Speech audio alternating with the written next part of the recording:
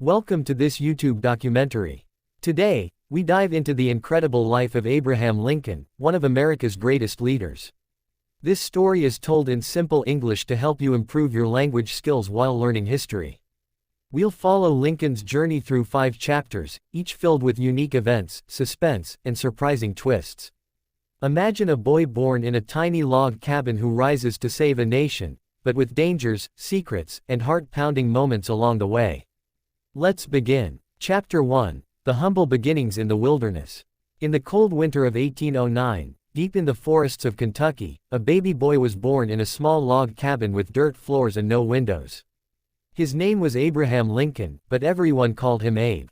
His parents, Thomas and Nancy Lincoln, were poor farmers who could barely read or write. Life was hard from the start. Abe's family moved often, chasing better land, but danger lurked everywhere. Wild animals roamed the woods, and sickness was a constant threat. One day, when Abe was just 7 years old, a shocking twist hit his family. His mother drank milk from a cow that had eaten poisonous plants. She fell ill with milk sickness, a deadly disease that made her tremble and weaken. Abe watched in horror as she whispered her last words to him, "Be good to one another." She died, leaving Abe heartbroken and alone with his father and sister. But suspense built as Abe's father remarried a kind woman named Sarah, who brought books into their home. Abe had never seen so many words on paper. He was tall and skinny, with big hands and feet, but his mind was hungry for knowledge. Schools were rare in the wilderness, so Abe taught himself by borrowing books from neighbors. He walked miles through snow and rain just to get one. Imagine the surprise when, at age 9, Abe split logs with an axe to help his family survive a brutal winter. One swing went wrong, he cut his own foot deeply, blood soaking the snow. The pain was unbearable, but he hid it, fearing his father would scold him. That scar reminded him forever of his tough start. As Abe grew, he faced more twists. His family moved to Indiana, where they built a new cabin. But floods destroyed their crops, and Abe's sister died young during childbirth. Abe felt lost, like the world was against him.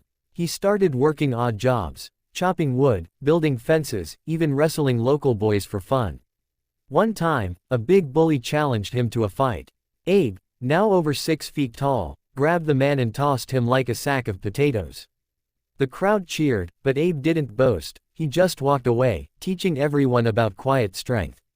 Life twisted again when Abe was 19. His father sent him on a flatboat down the Mississippi River to sell goods in New Orleans. The river was full of pirates and thieves. One night, attackers sneaked onto the boat with knives. Abe fought them off with his long arms, but one slashed his face, leaving a mark. He escaped, but the fear stayed with him. In New Orleans, Abe saw something that changed him forever: slaves being sold like animals. Chains clanked, families torn apart. Abe whispered to himself, "This is wrong." It planted a seed of hate for slavery in his heart. Back home, Abe dreamed of more. He read about heroes like George Washington and dreamed of law and politics. But money was tight. He worked as a store clerk, where he once walked 6 miles to return a few pennies to a customer who overpaid. People called him Honest Abe from then on. Suspense rose when a customer bet Abe couldn't lift a heavy barrel. Abe did it easily, but then the man refused to pay. Abe didn't fight, he used words to win the argument, showing his clever mind. Abe's early years were full of loss and hard work, but each challenge built his character. He failed at businesses, like a store that went bankrupt, leaving him in debt. Yet he paid it all back over years, earning trust. One surprising twist: Abe suffered from deep sadness, what we now call depression. Friends worried he might hurt himself during dark times. But he pushed through, writing poems and telling jokes to cope. By his early 20s, Abe moved to Illinois, ready for a new life. Little did he know, greater dangers awaited. Word count: 1,256. Chapter 2. The Self-Made Lawyer and Hidden Romances. In the bustling town of New Salem, Illinois, young Abe Lincoln arrived with nothing but his wits and a tall hat. It was 1831, and he was 22 years old. The village was small, with muddy roads and simple shops, but it buzzed with opportunity. Abe took a job as a clerk in a general store, measuring flour and trading stories with customers. His height, 6 feet 4 inches, made him stand out, but his humor won hearts. He told funny tales that had people laughing for hours. But beneath the smiles, suspense brewed. Abe was broken in debt from his failed business back home. One day, a gang of tough men called the Clary's Grove Boys challenged Abe to wrestle their leader, Jack Armstrong. The crowd gathered, betting on the fight. Abe grabbed Jack and lifted him high, but instead of slamming him down, Abe offered peace. Jack was shocked and became Abe's friend forever. This twist turned enemies into allies, showing Abe's smart way with people. Abe craved knowledge. He borrowed law books and studied by candlelight after long days. No school, no teacher, just pure determination. He practiced speaking by standing on tree stumps, pretending to argue cases. Neighbors thought he was crazy, but Abe was building skills. In 1834, a surprise opportunity came. He ran for the state legislature and won. But wait, he had no fancy clothes or money. He borrowed a suit and walked to the Capitol, where he fought for roads and schools. Yet, failure struck again. His first love, Anne Rutledge, a sweet girl from town, fell ill with typhoid fever. Abe visited her daily, holding her hand. She died suddenly, and Abe sank into despair. He wandered the woods alone, muttering to himself. Friends feared he would never recover. Twist after twist, Abe bounced back by diving into law. He passed the bar exam in 1836 without formal training, a rare feat. He moved to Springfield, Illinois, sharing a room with a friend above a store. As a lawyer, Abe rode horseback across the prairie, handling cases in tiny courtrooms. One case involved a man accused of murder. Evidence pointed to guilt, but Abe noticed the moon's position in a witness's story didn't match almanac records. He dramatically pulled out the book in court, proving the witness lied. The man was freed. Abe's reputation grew, but he charged little, often helping the poor for free. Romance added more suspense. Abe met Mary Todd, a smart, fiery woman from a rich family. She was short and lively, the opposite of tall, quiet Abe. They fell in love, but her family hated him. He was poor and unpolished. They got engaged, but Abe broke it off in a panic, fearing he wasn't good enough. Mary was heartbroken. For months, Abe regretted it, writing sad letters. Then, in a surprising reunion at a party, they danced and rekindled their love. They married in 1842, but twists continued. Their first home was a boarding house room. Mary had a temper, and Abe's absences for work caused fights. Yet, they had 4 sons: Robert, Eddie, Willie, and Tad. Abe's political life heated up. He joined the Whig Party and spoke against slavery, but carefully, he didn't want to anger everyone. In 1846, he won a seat in Congress. Washington, D.C. was a shock. Fancy buildings, but full of arguments over slavery. Abe opposed the Mexican War, calling it unfair. This made enemies back home, and he lost his next election. Depressed, he returned to law, handling over 5,000 cases. One twist: he defended a railroad company but sued them later for unpaid fees, and won $5,000, a fortune. Personal secrets added layers. Abe had strange dreams, like one where he saw a ship sailing toward an unknown shore, symbolizing his uncertain future. He also collected odd inventions, patenting a device to lift boats over shallow water, the only president to hold a patent. But danger loomed. As slavery debates grew, threats came. Abe ignored them, focusing on family. Little Eddie died at age 3 from tuberculosis, breaking their hearts again. Abe held Mary as she cried, vowing to be stronger. By the 1850s, Abe was a top lawyer, earning well. But a massive twist awaited. The Kansas-Nebraska Act allowed slavery to spread, igniting his fire. He decided to run for Senate against Stephen Douglas. Their debates were legendary. Crowds of thousands watched as Abe argued slavery was morally wrong. Though he lost, his words spread nationwide. Abe was no longer just a lawyer, he was a national figure, poised for greatness, or disaster. Word count: 1,348. Chapter 3, The Road to the White House and Secret Enemies. The year 1858 brought high stakes for Abe Lincoln. Slavery divided America. The South wanted it, the North opposed. Abe challenged Senator Stephen Douglas in epic debates across Illinois. Douglas was short and loud, calling Abe a radical. Abe stood tall, using simple stories to explain big ideas. In one debate, Abe said, "A house divided against itself cannot stand," warning the nation would split over slavery. Crowds gasped, was he predicting war? Douglas won the election, but Abe's fame exploded. Newspapers printed his speeches, turning him into a star. Suspense mounted as the Republican Party noticed Abe. In 1860, they nominated him for president. But twists abounded. He wasn't the favorite. Rivals like William Seward were more experienced. At the convention in Chicago, crowds chanted names. Abe's team worked secretly, promising jobs to win votes. In a shocking upset, Abe won the nomination on the third ballot. Cheers erupted, but danger whispered. Southern states threatened to leave if he won. The campaign was tense. Abe stayed home in Springfield, writing letters while others spoke for him. Mary worried about attacks. Rumors said assassins plotted against him. One night, a stranger knocked on their door with a warning, "Watch your back." Abe laughed it off, but guards watched his house. Election day came, and Abe won with Northern votes, but zero in the South. Joy turned to fear. South Carolina seceded immediately, starting a chain reaction. 7 states left the Union before Abe even took office. The journey to Washington was a thriller. Abe boarded a train, but spies reported a plot to kill him in Baltimore. Pinkerton detectives uncovered it. Assassins would attack during a stop. In a daring twist, Abe disguised himself in a shawl and hat, sneaking through Baltimore at night on a secret train. He arrived safely, but newspapers mocked him as a coward. Abe ignored them, focusing on his inauguration. On March 4, 1861, Abe stood before a divided crowd, guarded by soldiers. He swore to preserve the Union, but begged the South not to fight. His voice was calm, but inside, turmoil raged. Fort Sumter in South Carolina held Union troops, low on supplies. Abe sent food, not weapons, but the South fired first on April 12, starting the Civil War. Cannons boomed, and America plunged into chaos. As president, Abe faced immediate twists.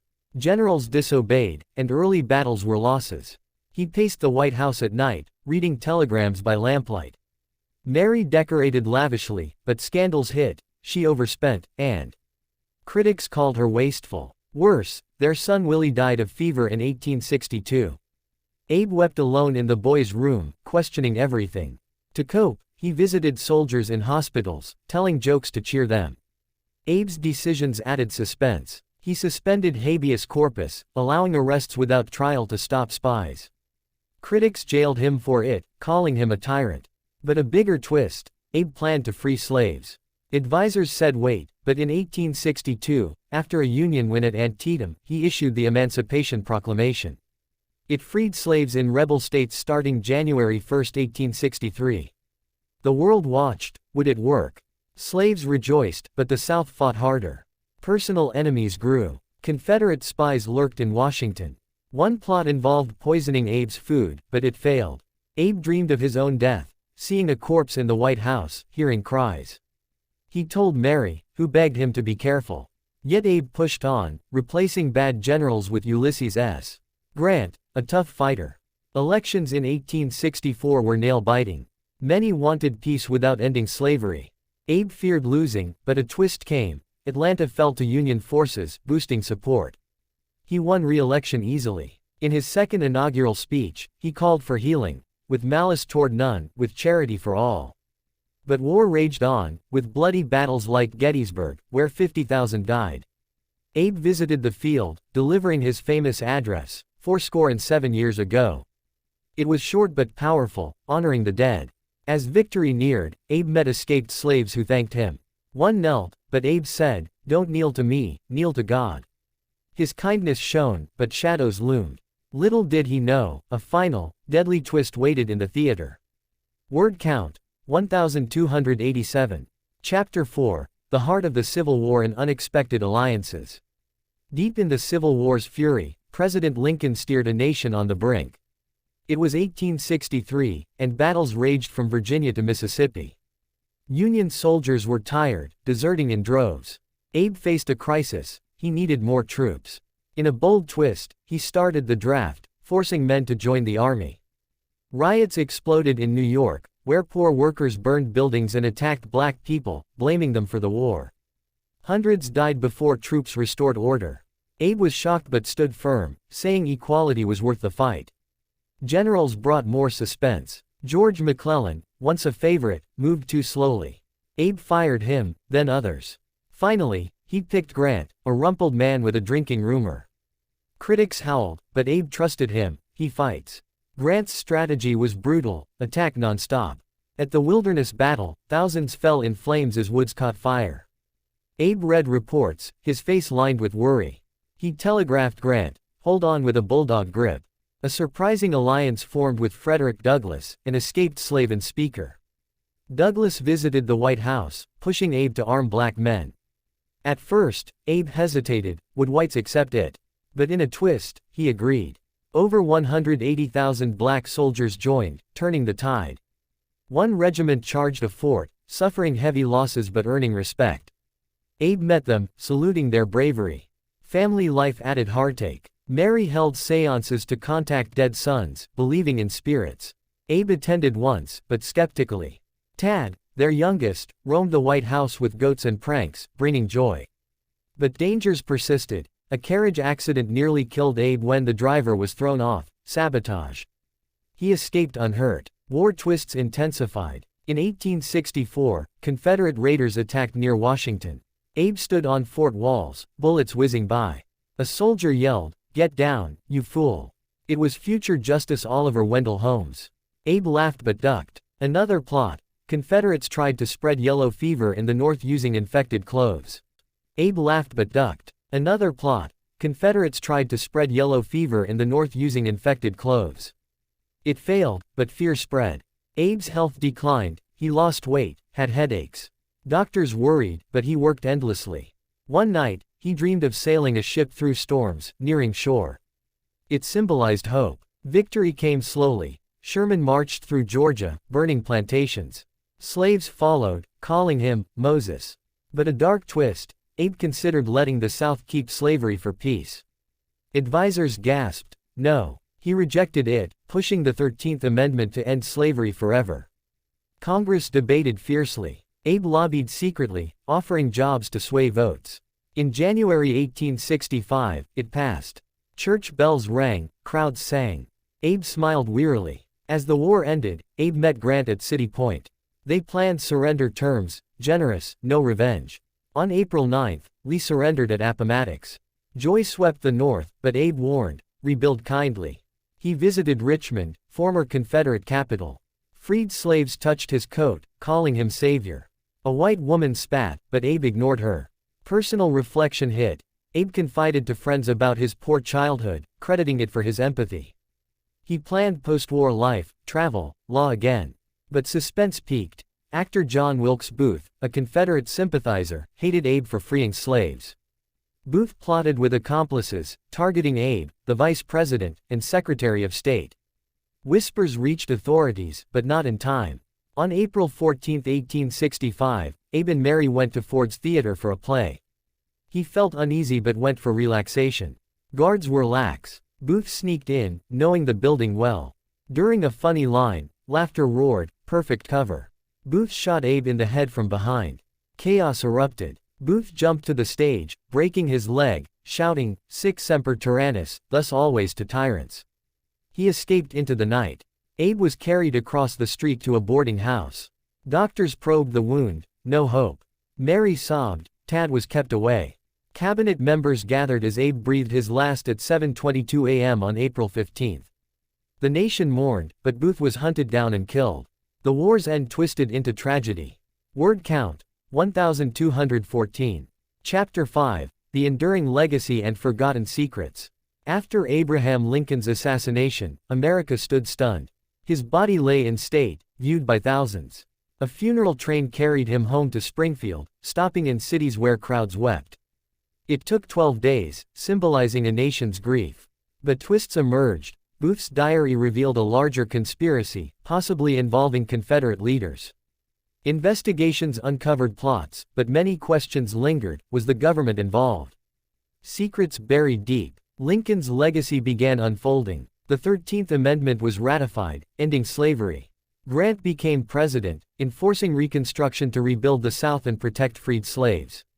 But resistance grew. Ku Klux Klan terrorized blacks.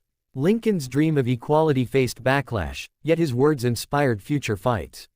Surprising facts surfaced about Abe's life. He was an inventor, yes, but also a poet, writing verses about love and loss. His hat held papers, like a portable desk. He loved animals, pardoning a turkey at Thanksgiving, starting a tradition. But darker secrets. Abe had Marfan syndrome, a condition explaining his height and health issues. Modern doctors think so. Mary's life twisted sadly. Accused of insanity, she was committed briefly by son Robert. She wandered Europe, lonely, dying in 1882. Tad died young at 18, leaving Robert alone. He preserved Abe's papers, sharing stories. Lincoln's influence spread globally. Leaders like Gandhi and Mandela quoted him on freedom. His image adorns money, mountains, Mount Rushmore, and memorials. The Lincoln Memorial in D.C. became a civil rights symbol. Martin Luther King Jr. spoke there in 1963, echoing Abe's ideals. Forgotten twists. Abe opposed capital punishment, pardoning many. He once defended a woman accused of poisoning her husband, proving innocence with science. His humor hid pain. He told jokes during cabinet meetings to ease tension. In education, Abe's self-taught path inspires. Schools teach his speeches, like Gettysburg Address, emphasizing democracy. Economically, his policies built railroads, boosting America. But controversies remain. Did he overstep powers during war? Debates continue. A final suspense. Abe's ghost reportedly haunts the White House. Presidents like Roosevelt claimed sightings. True or legend? It adds mystery to his story. Today, Lincoln symbolizes honesty, perseverance, and unity. From log cabin to legend, his life teaches. Face twists with courage. His last words? To Mary at the theater. What will Miss Harris think of my hanging on to you so? A simple man till the end.